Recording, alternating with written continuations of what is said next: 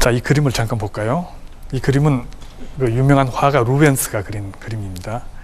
1600년대 초반에 그린 그림인데, 이 그림을 보시면은 군신 마르스가 그 왕녀 레아 실비아와 함께 있는 게 보이고, 그 다음에 늑대가 어린 그 쌍둥이 아기들을 젖먹이는 광경이 있고, 목동이 이 광경을 보고 이제 데려가려고 오고 있죠. 자, 이 쌍둥이 형제는 나중에 커가지고 이제 나라를 세우게 됩니다. 나라를 세우게 되는데 어디다가 나라를 세우는 거 아니?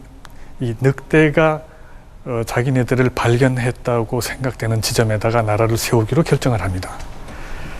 근데 그것은 언덕이 여러 개 있었습니다. 언덕이 여러 개 있었는데, 이 형은 팔라티노 언덕을 선호하고 동생은 그 건너편에 있는 아벤티노 언덕을 선호합니다. 근데 이 두 사람 간의 이견이 좁아지지 않아 가지고 내기를 하게 됩니다. 이 내기에서 이기는 사람의 뜻에 따라서 이제 도읍지를 결정하게 되는데, 이 내기가 어떤 내기인가 하니 새를 많이 보는 내기입니다. 그래서 각자가 이제 형은 팔라티노 언덕에 가서 새를 보고 동생은 아벤티노 언덕에 가서 이제 새를 봅니다. 당시에는 새로운 도시를 세울 때마다 까다롭고 복잡한 도시건설 의식을 따랐다. 사람들은 신의 뜻을 상징하는 새가 비옥한 땅의 여부는 물론 땅 기운까지 알려주는 것으로 여겼다. 결국 팔라티노 언덕을 선택한 로물루스는 내기에서 이기고 바로 이곳에서 로마가 시작된다. 그리고 소 2마리가 이끄는 쟁기를 이용 도읍의 경계선을 파면서 건설을 시작했다. 이 경계선 안은 이 신성한 곳이라는 뜻입니다. 그리고 이 경계선을 갖다가 이제 포메리움이라고 불렀습니다. 근데 나중에 로마 역사는 어떻게 돼요? 이 포메리움이 점점 커가는 이런 역사가 되죠. 그러니까 다시 말하자면 로마의 영역이 점점 더 커가는 거죠. 그죠? 이런 식으로 하여튼 그 새로운 도읍지가 형성되었습니다. 그리고 이것을 갖다가 뭐라고 이름 짓는 거 아니? 로마라고 이름을 짓습니다. 로물루스라는 이름에서 앞자를 따와가지고 로마라고 이름 짓습니다. 그리고 나서 가만 생각하니까 인구가 너무 적어요. 이게 나라가 되려면 인구가 많아야 되는데, 인구 뭐 몇백 명 가지고는 이게 도저히 이게 나라라고 말할 수가 없죠. 그래서 이제 생각한 게 뭔가 하니, 야, 외부에서 사람들을 좀 불러들이자, 이민을 받자 그럽니다. 근데 아직까지는 이게 뭐 로마가 어떤 뭐 매력적인 데가 아니란 말이죠. 응? 그 이민 올 사람이 없죠. 안 되겠다. 이 범죄자들은, 예? 외부에서 다른 부족에서 죄를 짓고 도망온 사람들, 옆집에 있는 닭을 잡아먹은 사람들, 잡아먹고 도망간 사람들, 이런 사람들 다 오라 그래요. 근데 이런 사람들을 직접 그대로 로마 안에다 받아들이면은 사회가 혼란해지죠. 그죠? 그래서 이 사람들을 따로 소양 교육을 시킵니다. 그걸 어디다 시키는 거 아니? 팔라티노 언덕 바로 북쪽에 있는 campidoglio 언덕에다가 소양 교육을 시킵니다. 그 소양 교육을 시키던 곳이 지금은 이렇게 돼 있습니다. 이게 지금입니다. 그 소양 교육을 시키던 옛날에 이제 어떤 그 건물이 있었는데, 그걸 갖다가 아실룸이라 그랬습니다. 근데 아실룸은 지금도 쓰고 있는 말입니다. 무슨 뜻이냐? 영어에서 망명이란 뜻을 씁니다. 망명. 또 보호소. 근데 이제 문제가 또 생겼습니다. 이 새로 받아들인 사람들이 대부분 남자예요. 그리고 지금 처음에 로마를 같이 세웠던 사람들도 대부분 남자야. 이게 장기적으로 보면은 이게 애를 낳아야 인구가 늘어나는데, 이 남자끼리는 얘기가 안 되잖아요. 그 좋은 수가 없을까 가만 생각하다 보니까 여자들을 납치하자 이거죠.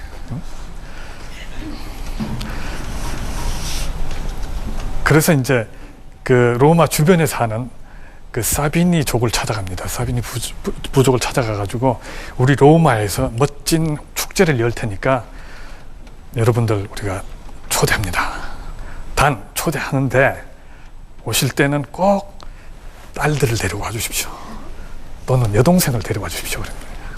이 어수룩한 사비니 사람들은 좋다고 갑니다. 자, 이제 축제가 지금 열렸습니다. 한창 지금 막 재밌어요. 그리고 이제 사비니 사람들은 특히 특히 남자들은 술에 완전히 취했습니다. 그런 사이에 어떻게 해요? 이 로마 장정들이 뛰어들어 가지고 이 여자들을 납치해 가지고 감피돌리 언덕으로 도망을 쳐버립니다. 사비니 남자들이 술에 깨서 보니까 없어요. 여자들 내놔라. 그러니까 내주나? 그래서 이제 사비니 그 남자들은 좋다 두고 봐라 해가지고 나중에 완전 무장을 하고 이제 로마를 쳐들어옵니다. 그러니까 로마 군도 이제 격전 싸울 준비를 하죠. 자, 이제 양측 군대가 서로 싸우려고 딱 하는데 어떤 사건이 생겼는고 하니 이 사비니 여인들이 그 안에 뛰어드는 거예요. 근데 가만 보니까 그 사이에 사비니 여인들이 벌써 애들을 낳았어. 예? 예? 그 로마 사람들 상당히 좋아했던 모양이에요. 예? 자, 이 그림이 루브르 박물관에 가면은 그 작 다비드라는 사람이 그린 아주 엄청난 상당히 큽니다. 이 그림이 있습니다. 이 그림을 보면은 뭐예요? 양측이 대치하고 있죠. 로마군하고 사비니군이 대치하고 있는데 그 사이에 뭐예요? 사비니 여인들이 아기를 안고 뛰어들었죠. 우리가 아기까지 낳았는데 그러지 말고 그냥 같이 살자. 그럽니다. 이리하여 로마 사람들하고 사비니 사람들하고 어떻게 돼요? 손을 잡습니다. 이 얘기를 가만 뜯어보면은 이게 로마라는 나라가 애초부터 다민족 국가라는 것을 알리기 위해서 만든 얘기가 아닐까 그런 생각이 듭니다. 사실 로마는 다민족 국가였죠. 그래서 로마 민족이란 말은 쓰지 않습니다. 로마 시민이라는 말은 있습니다. 이건 마치 미국 시민이란 말은 있지만은 미국 민족이란 말이 없는 것과 마찬가지입니다. 그런 다음에 이제 로물루스는 팔라티노 언덕과 감피돌리 언덕 그 사이에 있는 이 늪지대를 개간을 합니다. 개간이란 말이 적당한 말인지 모르지만 거기다가 이제 흙을 채워가지고 장터로 만들어요.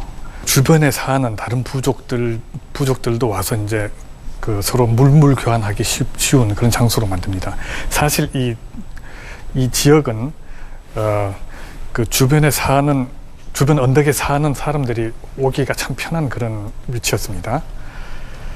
그래서 이제 이곳이 나중에는 그 장터로 이제 발전을 하게 되고 또 이제 다른 부족들끼리 모여서 같이 이제 잔치도 하고 축제도 하는 그런 일종의 소통의 장이 됩니다. 자, 로물루스는 이곳을 뭐라고 불렀는가 하니 포rum이라고 불렀습니다. 영어에서는 포럼 그러죠. 포rum이 뜻이 뭔가 하니 바깥에 있는 곳이라는 뜻입니다. 근데 로마가 실제로 크게 발전하게 되는 거는 한 150년이 지난 다음이었습니다. 그때 어떤 일이 있었는가 하니 에트루리아에서 한 청년이 로마에 옵니다. 근데 이 청년이 상당히 똑똑했던 사람이에요. 그 당시에 철학도 알고 수학도 알 정도로 이렇게 상당히 머리가 있었던 사람입니다. 이 청년이 로마에 와가지고 유세를 합니다. 뭐라고 유세를 하는 거니? 내가 왕이 되면은 이 로마를 완전히 그 에트루리아식으로 바꿔주겠다. 그 당시 에트루리아 도시들은 초현대식 도시였습니다. 그랬더니 이제 로마 사람들이 솔깃해합니다.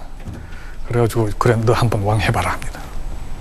자, 이 에트루리아계가 왕이 되고 나서부터는 에트루리아의 그 앞선 문화가 로마에 그대로 이식이 되기 시작합니다. 로마에 와서 제일 먼저 뭘 시작했는가 하니 이 포rum 지역을 개발을 합니다.